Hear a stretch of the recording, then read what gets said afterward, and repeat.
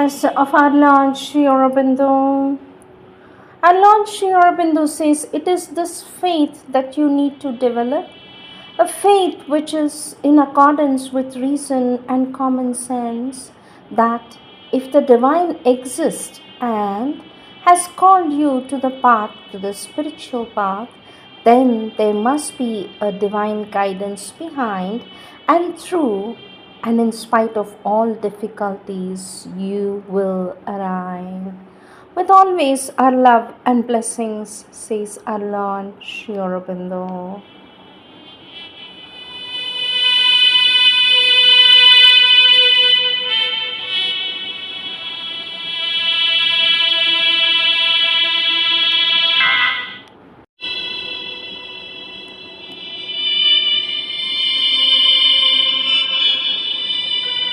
Sri Aurobindo's Savitri, Book 6, The Book of Fate, Canto 2, The Way of Fate and the Problem of Pain, page 442, new stanza. Then, after a silence, Narad made reply. Tuning his lips to earthly sound, he spoke.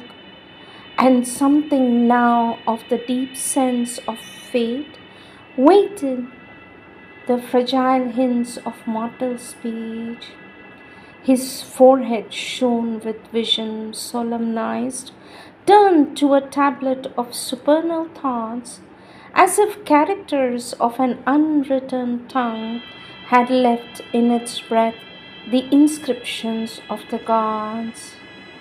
Bare in that light, time, toil, his unseen works detected, the broad flung, far seeing schemes, unfinished, which his aeon flight unrolls, were mapped already in that world-wide look. Was then the sun a dreamer because there is night? Hidden in the mortal's heart, the eternal lives. He lives secret in the chamber of thy soul. A light shines there, nor pain nor grief can cross. A darkness stands between thyself and him. Thou canst not hear or feel the marvelous guest. Thou canst not see the beatific sun. O Queen, thy thought is a light of the ignorance. Its brilliant curtain hides from thee God's face. It illumes a world born from the inconscience, but hides the immortal's meaning in the world. Thy mind's light hides from thee the eternal's thought. Thy heart's hopes hide from thee the eternal's will. Earth's joys shut from thee the immortal's bliss.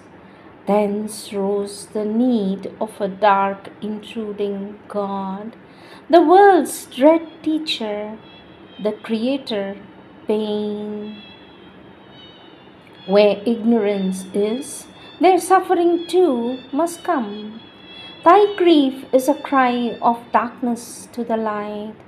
Pain was the firstborn of the inconscience, which was thy body's dumb original base. Already slept there pain's subconscious shape, a shadow in a shadowy tenebrous womb, till life shall move, it waits to wake and be. In one call with joy came forth the dreadful power. In life's breast it was born, hiding its twin. But pain came first, then only joy could be. Pain plowed the first hard ground of the world drowse.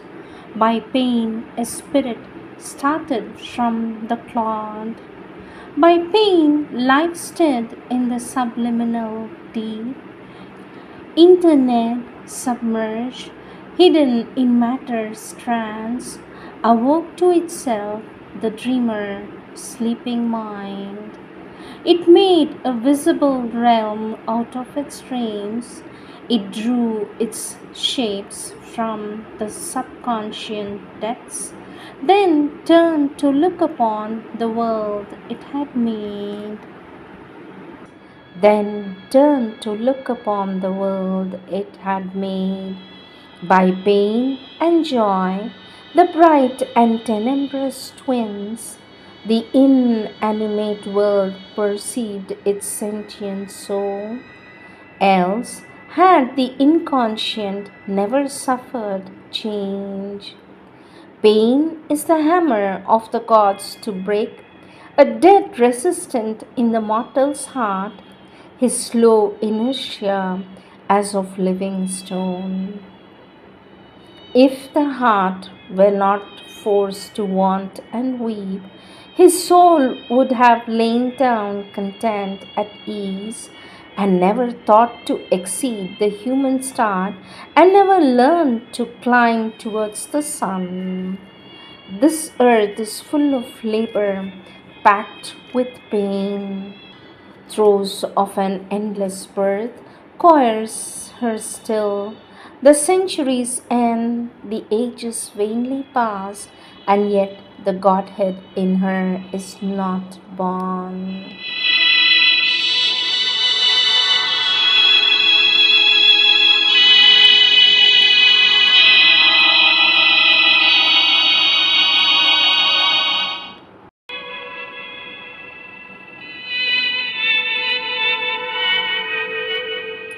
Words of our Divine Mother, taken from the collective works of our Divine Mother, question and answers of 1950-51, date 22nd Feb 1951. On 28th April, in the question and answers of 1929, our Divine Mother has stated, Yoga means union with the Divine, and the union is effected through offering. It is founded on the offering yourself to the Divine. For this quote, the child asks the Divine Mother, Sweet Mother, what is the difference between surrender and offering? For this, our Divine Mother says, the two words are almost synonymous.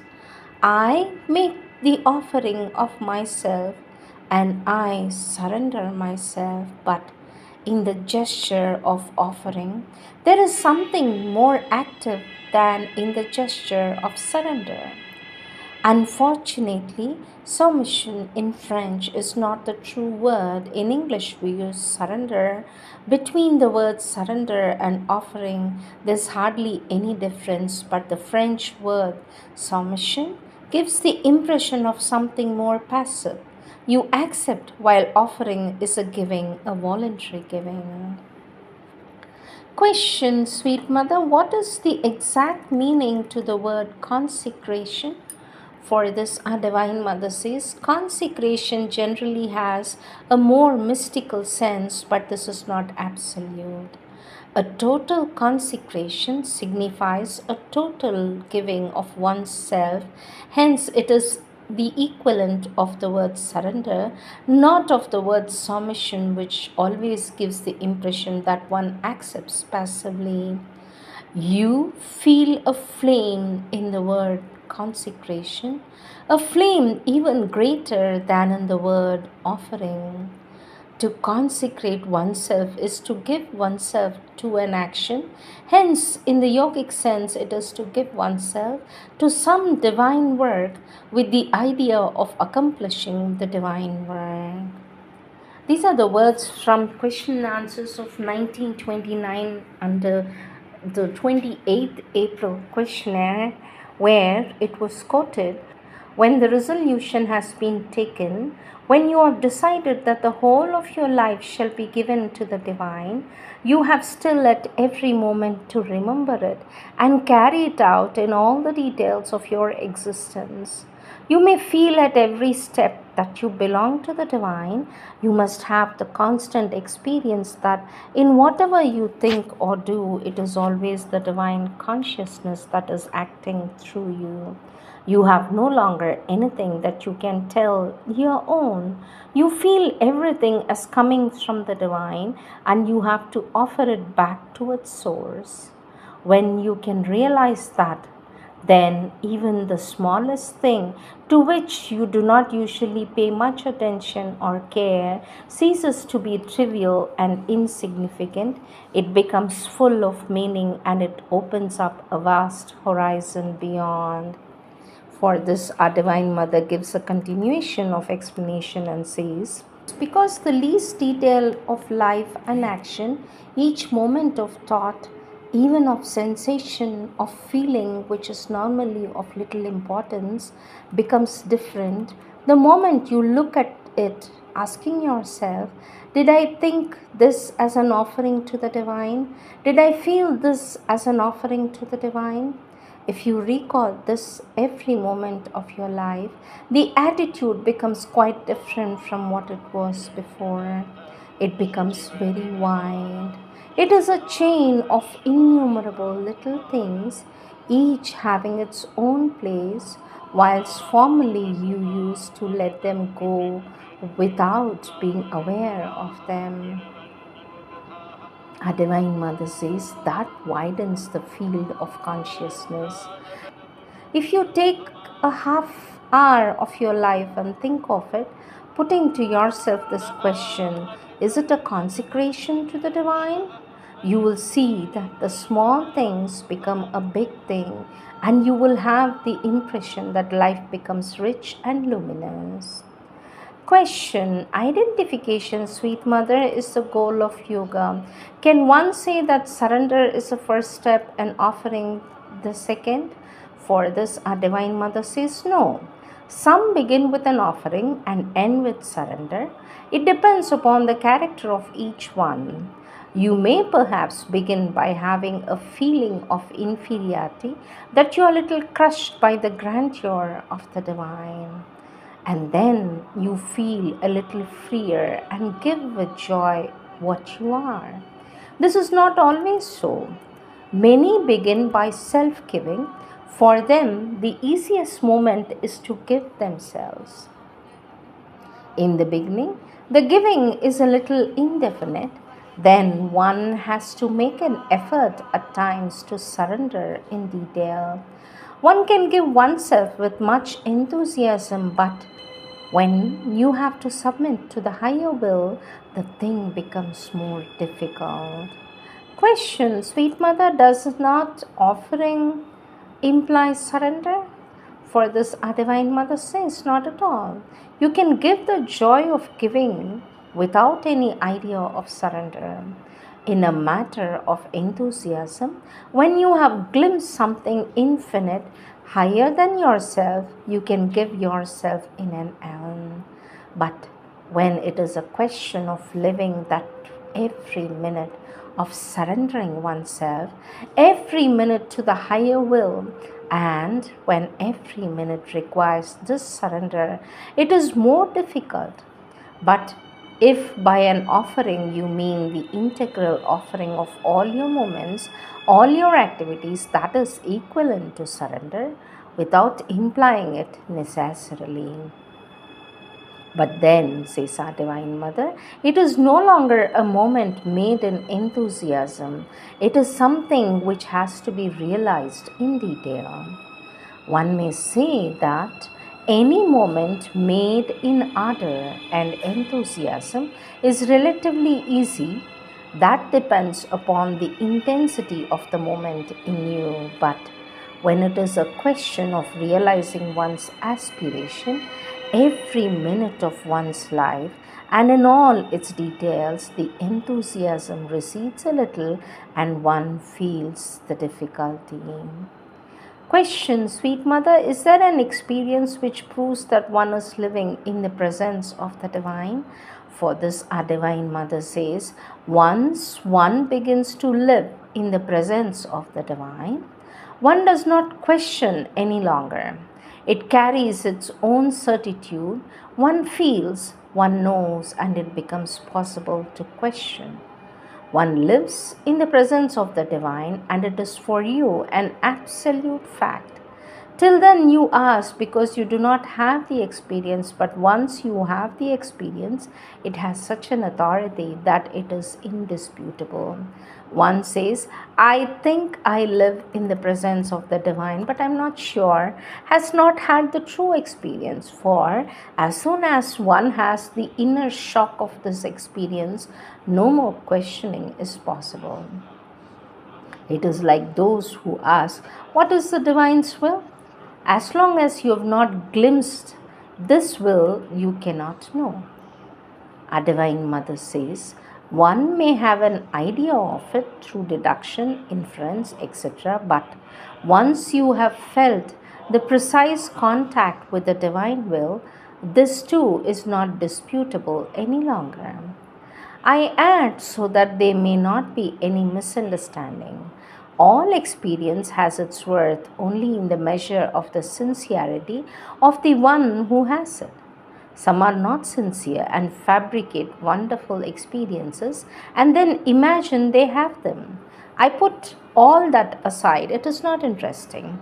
But for sincere people who have a sincere experience, ones who have the experience of the divine presence, the whole world may tell you it is not true and you will not budge. If you are not sincere, you may have wonderful experiences, but these have no value either for you or for others. You should distrust your thought a good deal, for the mind is a wonderful constructor and it can give you wonderful experiences solely by its work of formation, but these experiences have no value. It is hence preferable not to know beforehand what is going to happen. For even with a great will to be sincere, the mind fabricates so much and so well that it can present to you a wonderful picture or even play for you a splendid comedy without your being aware of it. But its sheer power of formation, it is very difficult to find out. Hence, one essential condition for having the true experience leaves this mission in quietness. The less it moves, the better it is, and beware of everything it imagines for you. Question, sweet mother, what is the difference between aspiration and a demand? For this, our Divine Mother says, when you have experienced both, you can easily make the distinction. In aspiration, there is what I might call an unselfish flame which is not present in desire. Your aspiration is not a turning back upon self. Desire is always a turning back upon oneself. From the purely psychological point of view, aspiration is a self-giving always, while desire is always something which one draws to oneself. Aspiration is something which gives itself not necessarily in the form of thought, but in the moment, in the vibration, in the vital impulse. True aspiration, says our Divine Mother, does not come from the head. Even when it is formulated by a thought, it springs up like a flame from the heart. I do not know if you have read the articles of Sri Aurobindo, who has written on the Vedas. He simply explains somewhere these hymns were not written with a mind. They were not, as one thinks, prayers, but the expression of an aspiration which was an impulse like a flame coming from the heart, though it is not the heart but the psychological center of the being, to use these exact words. They were not thought out. Words were not said to experience. The experience came wholly formulated with the precise, exact, inevitable words. They could not be changed. This is the very nature of aspiration. You do not seek to formulate it. It springs up from you like a ready flame. If there are words, sometimes they aren't any. They cannot be changed. You cannot replace one word by another. Every word is just the apt one. When the aspiration is formulated, this is done categorically, absolutely, without any possibility of change, and it is always something that springs up and gives itself, whereas the very nature of desire is to pull things to oneself, says our Divine Mother.